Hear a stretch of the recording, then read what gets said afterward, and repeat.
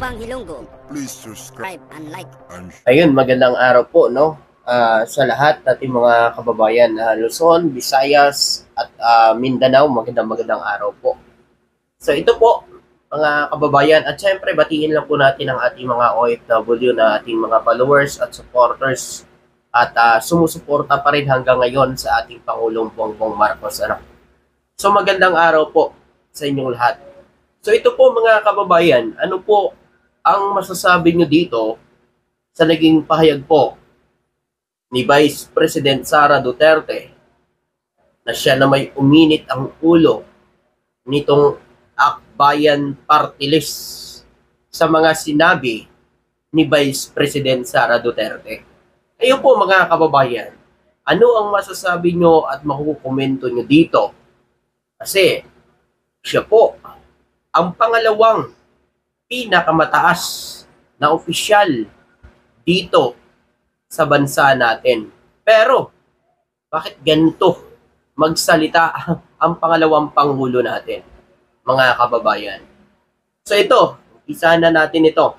Ayan, kung nakikita nyo po yan, mga kababayan, yung nasa kabila, yan po ay pahayag ng Akbayan Party List. At ito naman sa kabila, yan po ang naging pahayag po ni VP Sara Duterte.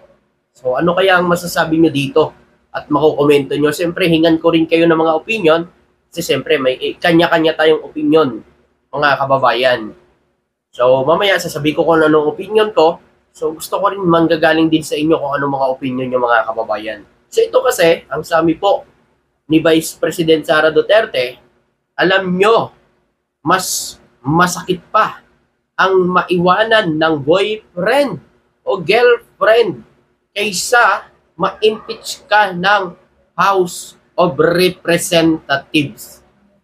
Grabe, ginagawa lang love life ang impeachment ni Vice President, mga kababayan. Kasi, mga kababayan, sabi niya dito, mas matindi pa daw yung nag-break sila ng boyfriend at saka girlfriend niya kaysa dito sa impeachment na ginawa ng House Committee ng mga kongresista. Biruin mo ba naman, mga kababayan? 216 ang pumerma na pabor ng mga kongresista na ma-impeach si Vice President Sara Duterte. Alam niyo po, sa kanyang sinasabi, sa tingin ko kabaliktaran yon. Hindi ho yan magpapahayag kung hindi sa apektado sa ginawa ng mga kongresista. Hindi ho yan magpapapreskon, hindi ho yan magbibitaw ng mga ganyang salita kung hindi sa apektado. Siguro natatakot na sila. Kasi siyempre, biruin nyo 216 na mga kongresista ay pabor. Meron pa nga gustong humabol Nga lang, hindi na mahabol kasi majority na rin naman pumirma Diba? Para kay BP, mga kababayan, wala sa kanyang epekto itong impeachment ng kongresista at 216 niya ang pumirma para ito ay ma-impeach.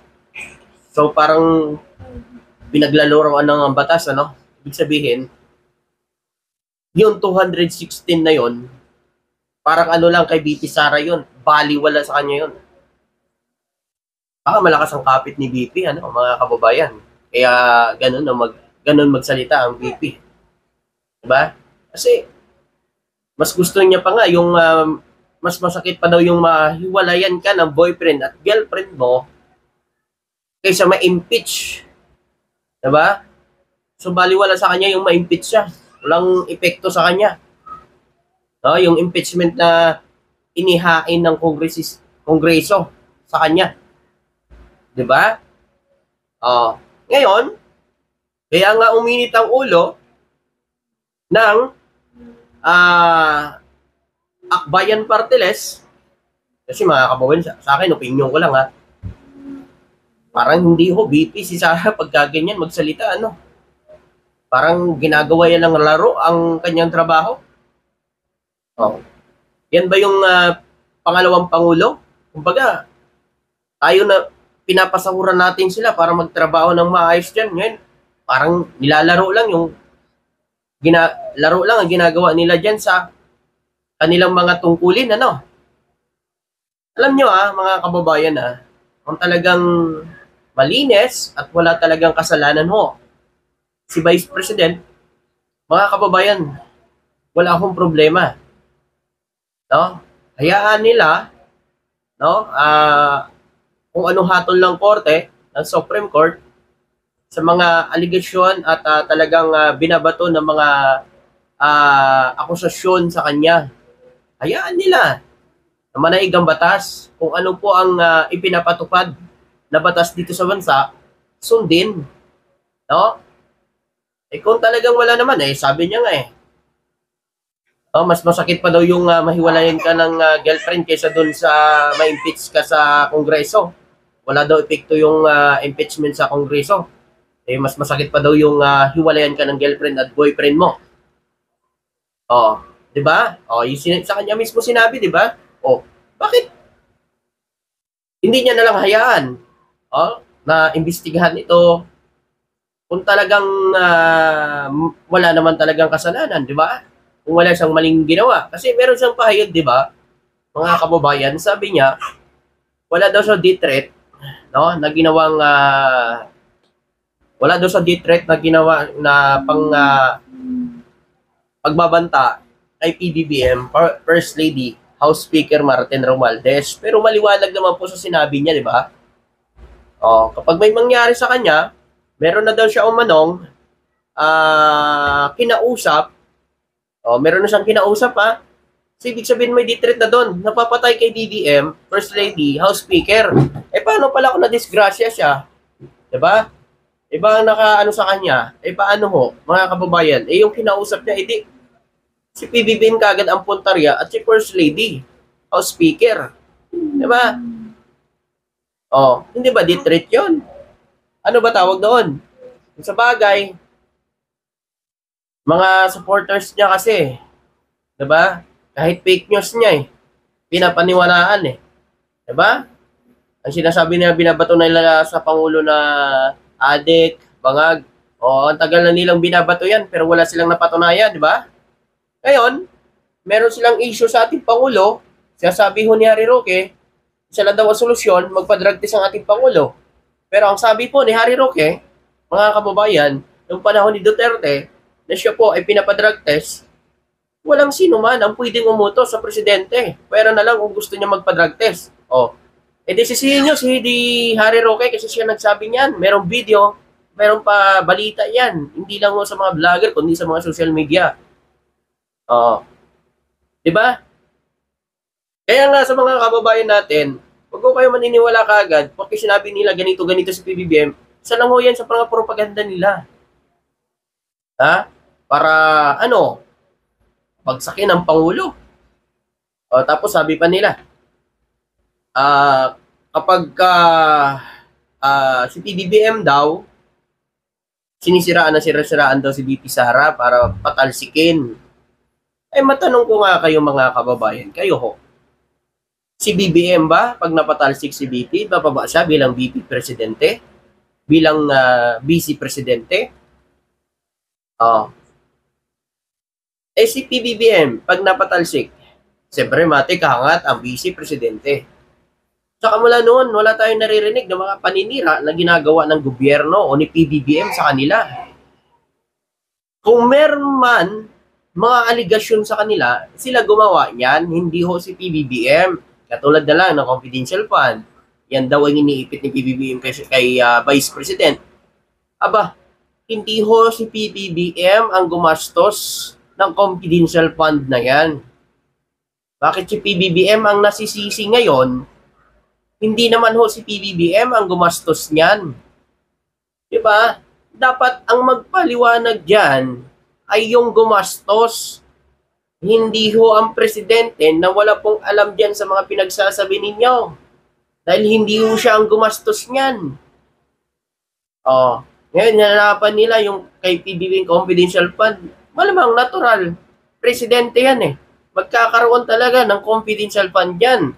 Ay yung past admin nga, doble-doble nga yung kanyang confidential fund. Oh, bakit hindi tingnan yon? 'Di ba? Ay kay PBBM may audit na sa tamang paggamit ang confidential fund ni PBBM. 'Di ba? Oh. Saka si PBBM po hindi na ho yan magnanakaw. Ngayon, yung mga aligasyon nyo ho na magnanakaw ang PBBM, dali nyo sa korte kung may ebidensya kayo. Yung vlogger na nagsabi, ang lakas magmura at magsalita sa ating Pangulo, alam mo, patunayan mo na may ebidensya ka, maniniwala ko sa'yo. Kailangan mo lang kasi patunayan na may ebidensya ka sa sinasabi nyo na may magnanakaw ang Marcos. Aba, bakit hindi yun dalhin sa korte? Patunayan ninyo. Oh, dilawan nga eh. Ilang dekada nila siniraan na sinasabing nakaw na yaman ng mga Marcos. Anong nangyari? Napakulong ba nila ang isang Marcos? Wala. Kasi wala silang matibay na ebidensya. Kayo pa kaya? Ngayon lang? Kapal naman na mukha ninyo. O ito, ang sagot po sa isa sa mga Akbayan Party List representative. Ito. Hindi ito usapin ng mga juwaan. Usapin ito ng accountability at pananagutan. O, narinig nyo ang sabi? Malaking sampal ito kay Vice President Sara Duterte. Naku, hindi titigil ang mga Pilipino na pabor for impeachment kay Vice President Sara Duterte. Kabilang na ito ang mga Akbayan Party List. Na sila lagi ang nangunguna dyan, no? At sinusuportahan ng taong bayan na ma-impeach na si Vice President Sara Duterte. O, ito naman. Tungkol naman doon sa pagperma ni Kong Sandro. O, karapatan niya yon bilang isang mambabatas at bilang isang anak na niyuryurakan at binabantahan ang kanyang magulang. Hindi naman pwede yun na manahimik ka na lang. Diba? Anak ka eh. O, kahit nga sinabihan pa siya ng ating Pangulo, pero nasa kanya pa rin ang desisyon dahil siya ay isa din sa mga mambabatas. Kung ano man ang decide ng anak ni PBBM, karapatan niya yon dahil siya sa mga mambabatas at gumawa ng batas. Oh, ayun, sisisihin nyo ang Pangulong Bongbong Marcos na hindi daw suwail daw na anak si Sandro Marcos, hindi daw sinusunod si PBBM. Kahit sino naman sigurong anak, mga kababayan, ganun din ang gagawin. Magagalit kasi siyempre, pero yun naman mga kababayan. Kung ano-anong pinagsasabi, dinamay pa nga pati ang lolo niya eh. Di ba? O, doon pa lang po mag-isip na tayo mga kababayan sa mga sinabi niya. Eh paano pa kaya tayo mga Pilipino? Ano tayo, nilalaro-laro lang mga Pilipino? Ganun lang yun. Yung mga sinasabi niya ngayon, ano yan? Joke-joke lang? Oh, yung sinabi yan, no joke, no joke. Oh, joke lang. Ano yan? Pati ba naman yung tatrabaho nila dyan sa gobyerno, joke-joke lang? Ano yung paggastos ng confidential fund, joke-joke lang din? Yung paggastos ng pera ng taong bayan, joke lang rin? Wow ha, ginagawa nyo palang biro ha. Oh. Ayan ha mga kababayan, so yan po ang naging sagot ng Akbayan Party List. Usapin ito sa public accountability at pananagutan. Diba? So ayan mga kababayan kayo, ano masasabi nyo dito at mga komento nyo? Maraming salamat to at magandang araw po sa inyo. Thank you.